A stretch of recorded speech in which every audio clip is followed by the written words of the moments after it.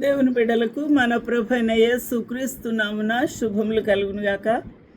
ఈ యొక్క ఉదయకాల సమయమందు ప్రత్యేకంగా దేవుని యొక్క ఉన్నతమైన పిలుపుని బట్టి దేవునికి కృతజ్ఞతాస్తుతులు స్తోత్రములు చెల్లిస్తున్నాను. ఆయన మనకిచ్చిన ఈ గొప్ప భాగ్యము దేవుని యొక్క వాక్య ధ్యానము చేయటానికి ప్రభు మనకిచ్చిన లేఖనాలు లేకపోతే మనం ఏం చెప్పుకుంటాము, చెప్పడానికి మనకు అవకాశం లేదు. అందుని బట్టి దేవునికి స్తోత్రాలు చెల్లిస్తున్నాను. ఈరోజు దేవుని యొక్క మహా ఐశ్వర్యం, ఇది మహా ఐశ్వర్యం. మరి చాలామంది బంగారం ధర తెలుసుకొని పరిగెడతారు తక్కువ వస్తే కదండి, గబగబా కొనుక్కొని సంపాదించుకోవాలని. మరి కొంతమంది వేరే వస్తువులు, వజ్రాలు, వైడూర్యాలు ఆ విధంగా సంపాదించుకోవాలని ప్రయత్నం చేసేవారు బోల్డ్ మంది ఉంటారు. అంటే దేన్ని బట్టి అది ఆసక్తి. మనకు ఆసక్తి ఉంటేనే సంపాదించుకోగలం. అంటే మనకున్న ఆదాయంలో కొంచెం కొంచెం సమయాన్ని, డబ్బుల్ని దాచుకొని తెలివిగా ఉపయోగించుకోవడం. దాన్ని బట్టే మనకేం కలుగుతుంది, ఆస్తిని సంపాదించుకోవడం జరుగుతుంది. వచ్చిన డబ్బులన్నీ లక్ష మనం ఖర్చు పెట్టేస్తే ఏమీ కూడా చేయలేము అని అర్థం. ఇక్కడ ఈ విషయం ఎందుకు చెప్తున్నాను అంటే, దేవుని యొక్క వాక్యంలో కూడా మనము ఐశ్వర్యము, దేవుని యొక్క ఆశీర్వాదము, ఆయన కృప, ఆయన యొక్క అద్భుతమైన దీవెనలు మనకు మెండుగా దొరుకుతాయి, మన కుటుంబాలకి మెండుగా దొరుకుతాయని ఆలోచన కలిగి ఉండాలి. ముందు చూపు ఉంటేనే కదా మరి మనము ఈ యొక్క సంపాదనలో పరుగులు పెట్టి కష్టపడతాము. చాలా పొదుపుగా మనకున్న ఆ యొక్క కొంచెము ఆదాయాన్ని భద్రపరుచుకుంటాం. ఇది ప్రతి జీవి, ప్రతి వారు కూడా చేస్తున్నారు. ప్రతి స్త్రీ, ప్రతి కుటుంబీకులు కూడా చేస్తున్నారు. అలా చేయడానికి ముఖ్యమైన కారణం, నేను ఆస్తికర్తగా మారాలి, నా బిడ్డలు ఆస్తి గలవారుగా మారాలి, నేను చాలా ఉన్నతమైన కుటుంబీకురాలుగా నిలబడాలి అని వారు పొదుపు కలిగి ఉంటారు. ఈరోజున మనము ఎటువంటి పొదుపు చేసుకోవాలి, ఎటువంటి ఆస్తిని సంపాదించుకోవాలనే ఆసక్తి ఉండాలి. ఇది ఆసక్తిట. నాకు చాలా జాక్ పునన్ అనే గొప్ప సేవకుడు ఒక బైబిల్ స్టడీలో చెప్తున్నారు, ఎవరిని ప్రభు ఎక్కువ ఇష్టపడతారు అని అంటే, ఎవరి గురించి ఆయన ఇష్టపడతారు, వారిని ఎక్కువ దీవిస్తారు అని అంటే, ఏంటంటో నేను అనుకుంటున్నాను. ఓహో, ఇలాగా పరిశుద్ధంగా ఉన్నవారు, పవిత్రంగా ఉన్నవారు, దేవుని కొరకు అనేకమైన కార్యాలు చేసేవారు, ప్రార్థించేవారు, బైబిల్ చదివేవారు, లేక వారి బ్రతుకులో సేవ చేస్తున్న వారిని దేవుడు ఇష్టపడతాడేమో, ఆశీర్వదిస్తాడేమో అని నేను ఇన్ని పేర్లు అనుకుంటూ ఉంటే ఆయన ఒక విచిత్రమైన మాట చెప్పారు. అది నాకు చాలా ఆకర్షించింది. ఏంటంటే, దేవుని యొక్క లేఖనాలు అనగా వాక్యాల్ని చాలా జాగ్రత్తగా చదువుకొని అందులో ఏమున్నది, ప్రభు నాతో మాట్లాడు, నీవు నాతో మాట్లాడయ్యా, నన్ను సరిచేయ్యా అని ఇష్టపడితే దానిని ఆ విధంగా ప్రేమించి ధ్యానించేవారు ఆయనకి ఇష్టమట. ఆ ఆశీర్వాదాలు మెండుగా వారి మీద కురుస్తాయట. చాలా సంతోషమైపోయింది నాకు. అందువల్ల ఈ చర్చిలో, ఆ చర్చిలో ఈ పాస్టర్ గారు, ఈ పాస్టమ్మ గారు చెప్పిన లేఖనాలని మనము వినకుండా వాటిని విని భద్రం చేసుకొని, ఇది దేవుని యొక్క గ్రంథంలో లిఖించబడి ఉందా, ఆ విధంగానే చెప్తున్నారా, వేరే విధంగా చెప్తూ ఉన్నారా, వేరేది కల్పించి చెప్తున్నారా అనేది మనము తేటగా అర్థం చేసుకోవాలి. అందుకని బైబిల్ రెఫరెన్స్ ఏదైతే చెప్తారో దైవజనులు, దానిని మనము భద్రం చేసుకోవాలి, గుర్తుపెట్టుకోవాలి, లేక వ్రాసుకోవాలి. ఇంటికి వెళ్ళి మళ్ళీ దాన్ని తరచి వెతికి చూడాలి. అప్పుడు అందులో ఉన్న బోన్ మ్యారో ఉంటుంది చూడండి. బోన్ మ్యారో అంటే మూలుగు, మాంసంలో మూలుగు ఇష్టపడతారు. కాబట్టి ఆ మూలుగులాగా మనకు ఈ ఆహారం, జీవాహారం దొరుకుతుంది. దేవునికి మహిమ కలుగును గాక. మరి 25వ వచనానికి వెళ్దాం. 12 ఏళ్ల నుండి రక్తస్రావ రోగం కలిగిన ఒక స్త్రీ ఉండెను. మార్కు సువార్త 5:25. ఈమె ఎందుకు ఈ పేరు పెట్టి బైబిల్లో రాశారు? ఆమెకు ఒక పేరు లేదా? మగ్దలేని మరియా, మార్తా, లేకపోతే లాజరు అని, పేతురు అని అనేకమైన పేర్లు పెట్టి వ్రాయబడి ఉన్నాయి కదా. ఈమెకు ఎందుకు ఇటువంటి ఆ పేరు పెట్టి వ్రాయబడిందంటే రక్తస్రావ రోగి. ఏ రోగముతో అయితే మానవుడు బాధపడుతున్నాడో ఆ రోగముతోనే దేవుని యొక్క గ్రంథంలో అనేక మార్లు కుష్ఠరోగి అన్నారు. నయమానే ఆయన పేరు, కానీ కుష్ఠరోగి.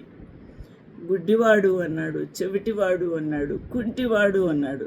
వారికి ప్రత్యేకమైన పేర్లు ఉన్నా సరే వారికి ఉన్న రోగమును బట్టి ఈ పేర్లతో దేవుని యొక్క లేఖనాలు వ్రాయబడింది. ప్రత్యేకమైన దానికి అర్థం ఉంటుంది. ఎందుకో ఆ నిగూఢమైన సత్యం మనం అర్థం చేసుకోవాలి. And a certain woman which had an issue of blood for 12 years, 12 సంవత్సరాల నుంచి అంట. మరి మనకి ఎన్ని లీటర్స్ ఆఫ్ బ్లడ్ ఉంటుంది? Only according to science around 5 litres. ఈ 5 litres of blood and body fluids ఇవన్నీ కలిపి మన బాడీలో సర్క్యులేట్ అవుతూ ఉంటాయి, ప్రవహిస్తూ ఉంటాయి. అవి ఫిల్టర్ అవుతూ ఉంటాయి, బాడీకి చేర్చుతూ ఉంటాయి రక్తనాళాలు, ఆర్టరీస్. అక్కడి నుంచి వీన్స్ అవి ఏం చేస్తాయన్నమాట, చక్కగా మలినమైపోయిన ఆక్సిజన్ లేని ఆ రక్తాన్ని మళ్ళీ లంగ్స్కి అందించి శుభ్రపరుస్తాయి. ఇది రొటీన్గా ఊపిరి మనం ఎలా తీసుకుంటామో, ఎలా వదులుతామో అలాగ జరుగుతున్న ప్రక్రియ. అయితే ఇంత గొప్ప సిస్టము ప్రభు మనకు ఇచ్చినప్పుడు ఏం జరుగుతుందట, ఈ రక్తం అంతా కూడా బయటికి స్రవించుతుంది, బయటికి వెళ్ళిపోతుంది అన్నమాట. ఇదంతా కూడా ప్రతి నెల మనకు ఒక దేవుడు న్యాచురల్ ప్రాసెస్ ఇచ్చాడు. మెన్స్ట్రువల్ బహిష్కరణ అంటే ఈ రక్తస్రావం అనేది మనకు ఒక ఓన్లీ 5 days లేకపోతే 6 days, కొంతమందికి అయితే 1 week ఉంటుంది. కానీ ఈ స్త్రీ రక్తస్రావముతో బాధపడుతున్న ఈమె 12 ఏండ్ల నుండి బాధపడుతుంది. ఎంత రక్తము ఆమె లాస్ అయి ఉంటుంది, ఎంత బలహీనత ఉంటుంది, పేపరీ వైట్తో పేల్గా మారిపోయి ఉంటుంది. ఆమె శరీరంలో ఏమాత్రం కూడా సరైన మోతాదులో అంటే ఉండవలసిన రక్తం ఉండదు. ఎంతో ఎనీమిక్గా ఉంటుంది. ఎలాగా తన యొక్క కర్తవ్యము, ఇంట్లో పనులు ఇవన్నీ ఎలా చేసుకుంటుందో మనకేం అర్థం కాదు. యేసుక్రీస్తు ప్రభు అక్కడ పరిచర్య చేయడానికి వచ్చాడు. పరిచర్య చేయడానికి వచ్చినప్పుడు యేసుక్రీస్తు ప్రభు ఆ సముద్ర తీరంలో ఉన్నప్పుడు ఆ సమాజ మందిరపు అధికారులు కొంతమంది వచ్చారు. అక్కడ కూడా ఒక చిన్నది చావనై ఉన్నది అనేసి బాధపడినప్పుడు, ఏడుస్తూ ఉన్నప్పుడు ప్రభు బాగు చేశారు. ఎందుకంటే నన్ను బాగు చేయయ్యా అని అడగాలి. ఇక్కడ ఆ కుమార్తె చచ్చిన స్థితిలో ఉంది కాబట్టి ఇప్పుడు ఎవరు అడుగుతూ ఉన్నారు? తండ్రి అడుగుతూ ఉన్నాడు. ఆయనను చూచి ఆయన పాదముల మీద పడ్డాడు. అధికారి ఆయన సమాజ మందిరపు అధికారి అంటే మత ప్రవీణుడు, మత బోధకుడు. ఆయన ప్రార్థన చేయవలసిన వాడే అడుగుతున్నాడు ప్రభుకు. అడిగినప్పుడు అది బాగుపడి బ్రతుకున్నట్లు నీవు వచ్చి దాని మీద నీ చేతులు ఉంచవలనని ఆయనను మిగుల బతుములాడుకొనెను. ఈ ప్రార్థన మామూలు ప్రార్థన కాదు, సిగ్గు విడిచిన ప్రార్థన, ధైర్యంగా ప్రభు పాదాల దగ్గరకు వచ్చి పాదాల మీద పడ్డ ప్రార్థన, మరియు ఆ కుమార్తె చనిపోయిన స్థితి ఉన్నది అనేసి నిజ స్థితిని చెప్పిన ప్రార్థన. మరొకటి నువ్వు చేతులుంచి ప్రార్థన చేస్తే నా కుమార్తె బ్రతుకుద్ది అన్న విశ్వాసం కూడా ఆ ప్రార్థనలో ఉంది. అది అప్పుడే జరిగింది, అప్పుడే ఈ కార్యం జరిగింది. ఇక జనసమూహం ఆయనను వెంబడించి ఆయన మీద పడుచు ఉన్నారు. ఇటువంటి సూచక్రియలు జరుగుతున్నప్పుడు జనసందోహం ఎక్కువగా ఉంటుంది. కాబట్టి అలాగే యేసుక్రీస్తు ప్రభు ఆశ్చర్యమని కార్యాలను చేస్తుంటే చాలామంది వచ్చేసారు. ప్రభుకు నడవడానికి కూడా ఆ ప్రజల మధ్య స్థలం లేదు, మీద పడిపోతున్నారు. అటువంటి పరిస్థితి. అలాంటప్పుడు ఈ 12 ఏండ్ల నుండి రక్తస్రావం కలిగిన స్త్రీ విన్నది. ఈమెకు ఆ సంగతి తెలిసింది. ఆ ప్రక్కల ప్రభు చేస్తున్న కార్యములు కూడా తెలుసుకున్నది. ఆమెనెవ్వరూ తీసుకురాలేదు, ఆమె వచ్చింది. కానీ ఆమె బయట ఉంది, దూరంగా ఉంది, జనసమూహముకు దూరంగా ఉంది. ప్రభు అందుకోవాలి అంటే, ప్రభు దగ్గరికి వెళ్ళాలంటే, ఆయన చేయి తాకాలంటే, ఆయన పాదాలు తాకాలంటే, ఆయనకు మనవి చేసుకోవాలంటే అవకాశం లేదు. ఎందుకనంటే జనము మీద పడుతూ ఉన్నారు. కాబట్టి ఇక ఎలాగైనా సరే నా చావు బతుకులోంచి తప్పించేవారి లోకంలో ఏ వైద్యులు లేరు, ఆ ప్రభువు తప్ప నాకు వేరే మార్గం లేదు. ఇప్పుడు నేను ప్రభువును తాకలేకపోతే, ప్రభువుకు నేను మనవి చేసుకోలేకపోతే నాకు ఇక స్వస్థత జరగదు. అందువల్ల నాకు వేరే మార్గం లేదు అనుకొని ఆమె ధైర్యం చేసింది. అనగా చావుకు తెగించిన ఆ స్త్రీ, అనగా ఎవరైనా చంపవచ్చు, ఎవరైనా ఈడ్చి బయటికి పారేయచ్చు ఆమెను. ఎందుకంటే శిష్యులు కూడా కోపంగా ఉన్నారు ప్రభు మీద పడుతుంటే.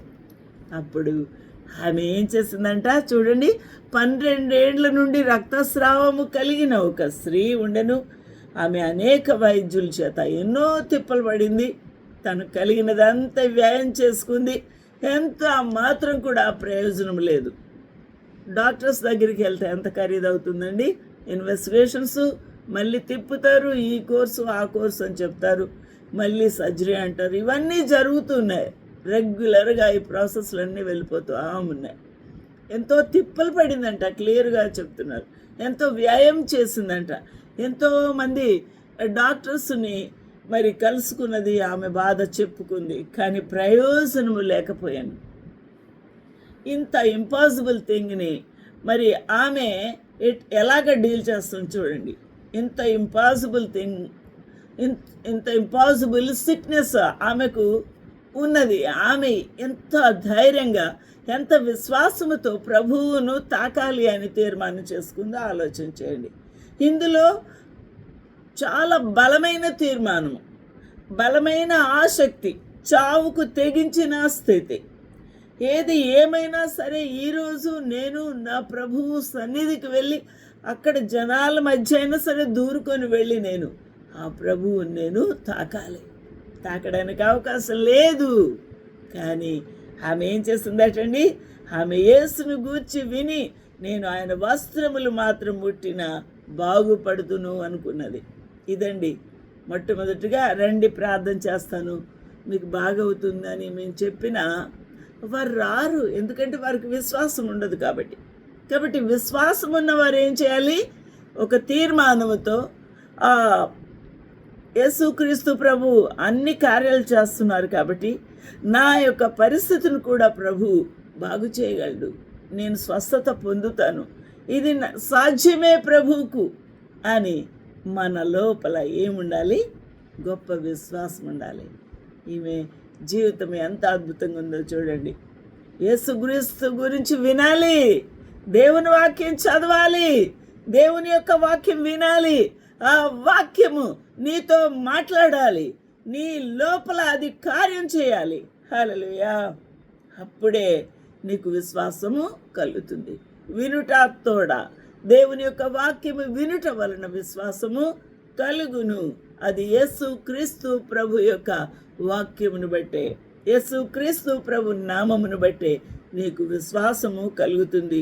అప్పుడు ఆయన వస్త్రములు మాత్రము ముట్టిన బాగుపడదును. యేసు ప్రభు పాదాలు దొరకకపోతే పోని, యేసు ప్రభు యొక్క మరి ముఖాన్ దగ్గరికి వెళ్ళి నేను చెప్పుకోలేకపోని, యేసు ప్రభు యొక్క చేతులు నేను తాకలేకపోవచ్చు, కానీ యేసు ప్రభు యొక్క వస్త్రమన్నా నాకు తాకితే, నాకు ముట్టుకోవడానికి అవకాశం దొరికితే నేను బాగుపడతాను, అది చాలు అనుకుంది.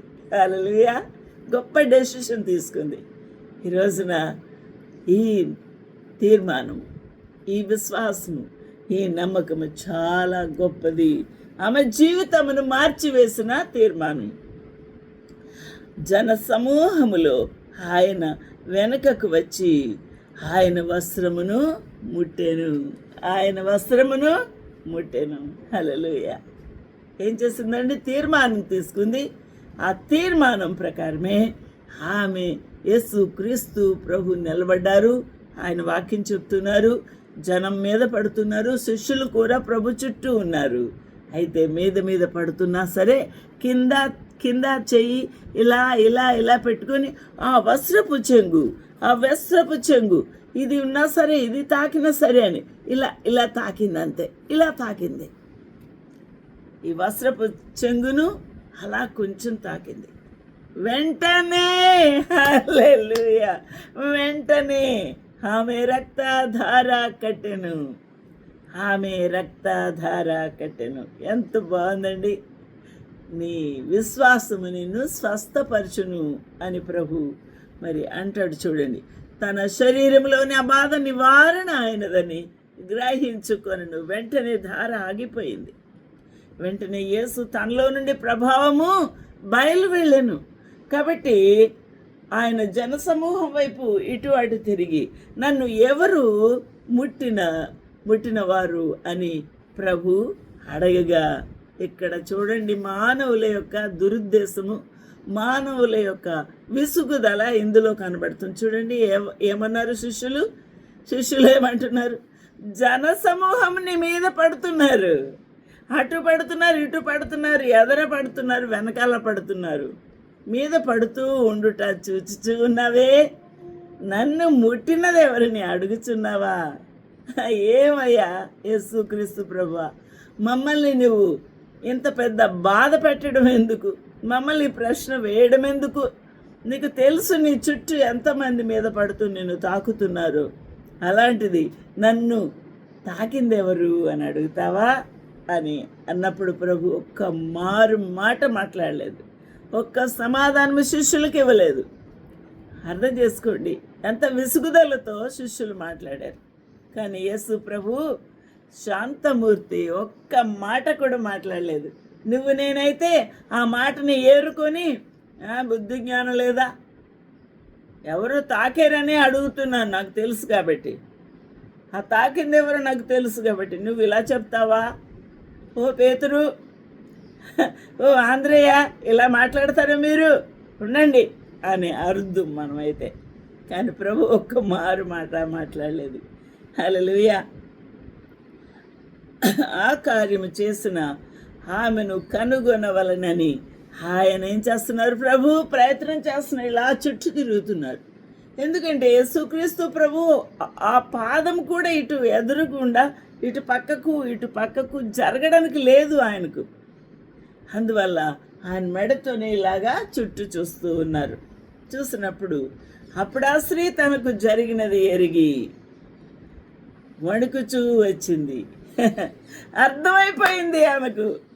యేసుక్రీస్తు ప్రభు వెతుకుతూ ఉన్నాడు. ఎవరు పట్టుకున్నారు నన్ను, ఎవరు తాకారని వెతుకుతున్నారు. అమ్మ బాబోయ్, నన్నేం చేస్తాడు యేసయ్య?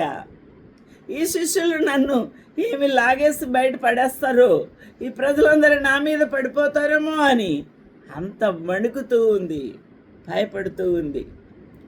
ఆ స్త్రీ భయపడి వణుకుచూ వచ్చి ఆయన ఎదుట సాగిలా పడింది, సాష్టాంగ పడిపోయింది. సాగిల పడ్డం అంటే సాష్టాంగ పడ్డం. ఇలాగున్న మనిషి కాస్త ఇలాగా ప్రభు పాదాల దగ్గర పడిపోయింది. పడి సాగిలపడి తన సంగతి అంతా కూడా యేసు క్రీస్తు ప్రభుతో చెప్పాను. అందుకు యేసు క్రీస్తు ప్రభు ఏమన్నారు? ఇప్పుడు ఆమె పేరు రాయబడింది.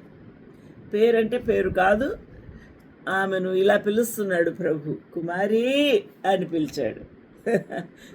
అంతకుముందు ఏముంది ఆమె పేరు? రక్తస్రావ రోగి, రక్తస్రావము గల స్త్రీ. ఇప్పుడు కుమారి అన్నాడు ప్రభు. కుమారి, నీ విశ్వాసము నిన్ను స్వస్థపరిచెను. హల్లెలూయా. ఎవరు స్వస్థపరిచారు అని అంటున్నారు? నేనే స్వస్థపరిచాను. నేను ప్రార్థన చేయబట్టి, నా వస్త్రం నువ్వు తాకేవు కాబట్టి నా మహిమ నీ రోగాన్ని బాగు చేసిందని ప్రభు ఎక్కడా చెప్పలేదు. అర్థమైందండి? ఎంత గొప్ప దేవుడు, ఎంత మహిమ గల దేవుడు, తను తాను అణుచుకున్న ప్రభు, అంత గొప్ప దేవుడు అండి. ఆయన నిన్ను స్వస్థపరిచింది ఎవరు? నీ లోపల ఉన్న విశ్వాసం. అంటే అర్థం చేసుకుందాం ఇప్పుడు. దేన్ని బట్టి విశ్వాసం కలిగింది? వినుట వలన. దేని వినింది? అప్పుడే ఆయిరు కుమార్తె బాగుపడింది, చనిపోయిన స్త్రీ బాగుపడింది, బ్రతికింది. ఎంతోమంది కుష్ఠరోగులు, కుంటివారు, గుడ్డివారు అందరూ బాగుపడుతున్నారు. యేసుక్రీస్తు ప్రభు ప్రార్థన చేస్తుంటే ఆ యొక్క ఆశ్చర్యకార్యాలు జరుగుతున్నాయని ఆమె విన్నది. విన్న తోడనే ఆమెకు విశ్వాసము చాలా ఎక్కువగా పెరిగింది. అందువల్లనే ఆమె ఎలాగైనా సరే తీర్మానం చేసుకొని ప్రభు పాదాల దగ్గరికి వచ్చింది. ఆయన ఎదుట సాగిలపడి తన సంగతి అంతా ఆయనతో చెప్పాను. సంగతి అంతా చెప్తూ ఉంది. నాకు 12 ఏళ్ళ నుంచి బాధపడ్డాను, డాక్టర్స్ దగ్గరికి వెళ్ళాను, నాకున్న డబ్బులంతా ఖర్చు పెట్టుకున్నాను, ఏ మాత్రం కూడా ప్రయోజనము జరగలేదు. నేను విసుగు వేసారిపోయాను, బ్రతుకు మీద నాకు ఆశ లేదు. అందువలన యేసుక్రీస్తు ప్రభువా, చివరిసారిగా నీ గురించి విని విశ్వాసము కలిగిన దాన్నాయి, నీతో చెప్పుకోలేక, నీ పాదాలు పట్టుకోవడానికి నాకు అవకాశం లేక నీ వస్త్రపు చెంగును మాత్రం ముట్టుకున్నానయ్యా అని ఆమె వివరించింది. నీ విశ్వాసము నేను స్వస్థపరిచాను కుమారి అని సమాధానము గలదాని వైపుము. హల్లెలూయా. నీ బాధ నివారణై నీకు స్వస్థత కలుగునుగా కానీ ఆమెతో చెప్పాను. దేవునికి మహిమ కలుగునుగాక. ఎంత గొప్ప ఆశీర్వాదము, ఎంత గొప్ప అద్భుతము ఆలోచన చేయండి. ఒక్క నెల రోజులు శ్రమ అయితేనే, రక్తస్రావం అయితేనే తట్టుకోలేని పరిస్థితి. అలాంటిది 12 ఏళ్ళ నుంచి ఎలా ఓర్చుకుందామే, ఎంత వేదన అనుభవించిందో ఆలోచన చేద్దాం. ఈ రోజున దేవుడు ఇటువంటి అద్భుత కార్యాలు ఈ దినాల్లో కూడా చేయగలడు. ఎందుకు అంటే ఈ వాక్యము సజీవమైనది. దేవుని యొక్క వాక్యము సజీవమైనది. ఇది 2 అంచులు గల వాడిగల ఖడ్గము.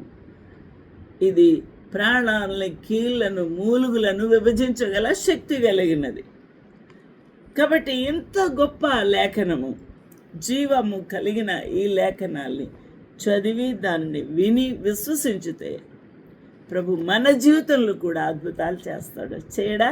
ఎన్నో చేశాడు, ఎంతోమంది జీవితాల్లో చేస్తూ ఉన్నాడు. మరి అంత గొప్ప దేవుడు మనకుంటుండగా మనం దేవుని మీద ఆసక్తి పెంచుకోవాలి, దేవుని వాక్యం మీద ఆసక్తి పెంచుకోవాలి. ప్రభు అంటే ఇష్టపడాలి, పరుగులు పెట్టేయాలి. దేవుని వాక్యం దొరుకుతుంది అంటే పరిగెట్టేయాలి.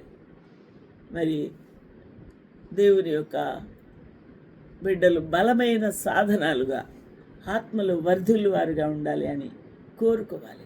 అట్టి భాగ్యము మీ అందరికీ కలుగునుగాక. ఏ విధమైన అనారోగ్యత ఉన్నా కూడా ప్రభు స్వస్థపరిచి మిమ్మల్ని బలపరచునుగాక. ఆమేన్. ఆమేన్. ప్రభు మిమ్మల్ని దీవించునుగాక. ఆమేన్.